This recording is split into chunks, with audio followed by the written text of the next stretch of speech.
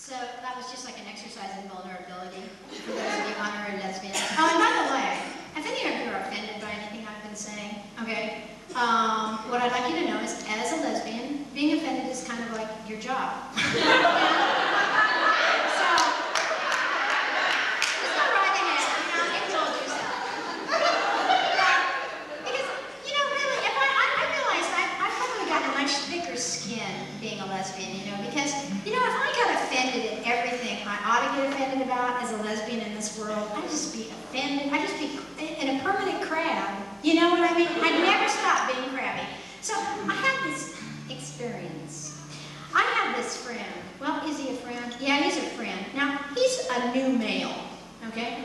Have you talked to the new males, the guys in the men's movement?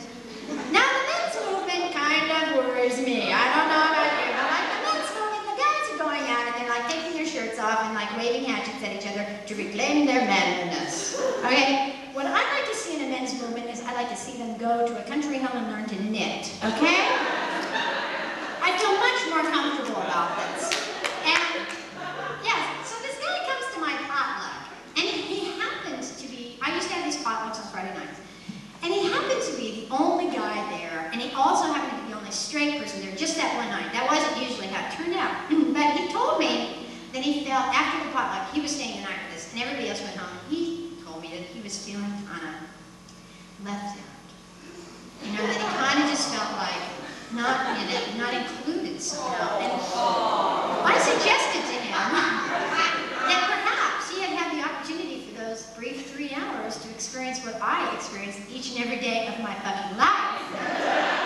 But he said, no, it's not the same at all. I was excluded. You're not the same. I was excluded. So I wrote him a little song. Because I felt it was important to validate his feelings. And this is it. Sing along if you can relate. My friend Daniel showed up at one of my Friday night potlucks.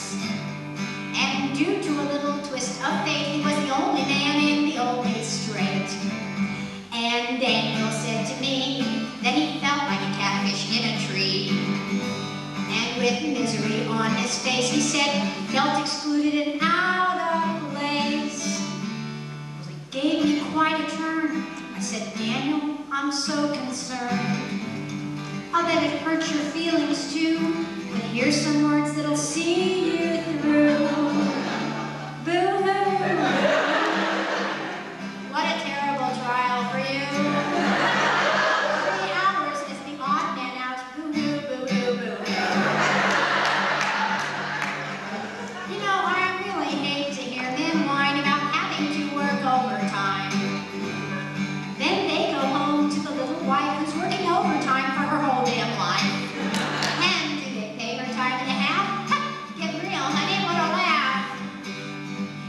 And though we're soft and meek, each woman still works 15 hours more than each man each week. A true fact. But, those men die young.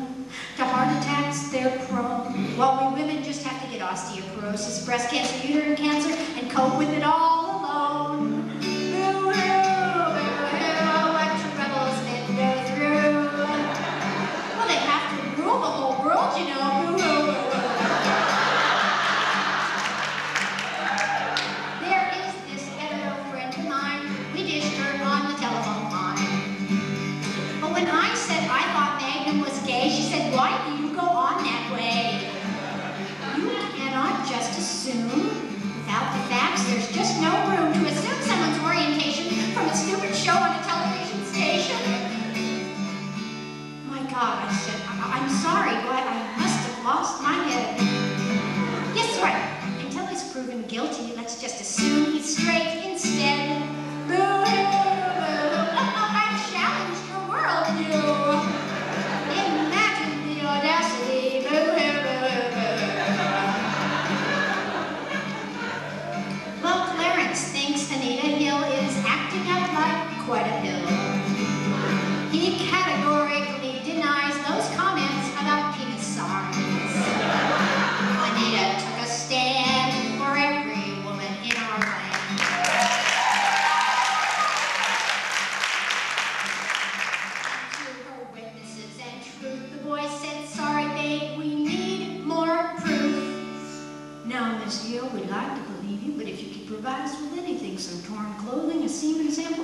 know would be helpful. And Clarence sits there shattered with his good and faithful wife. That evil bitch has ruined that poor man's simple life. His wounds are truly all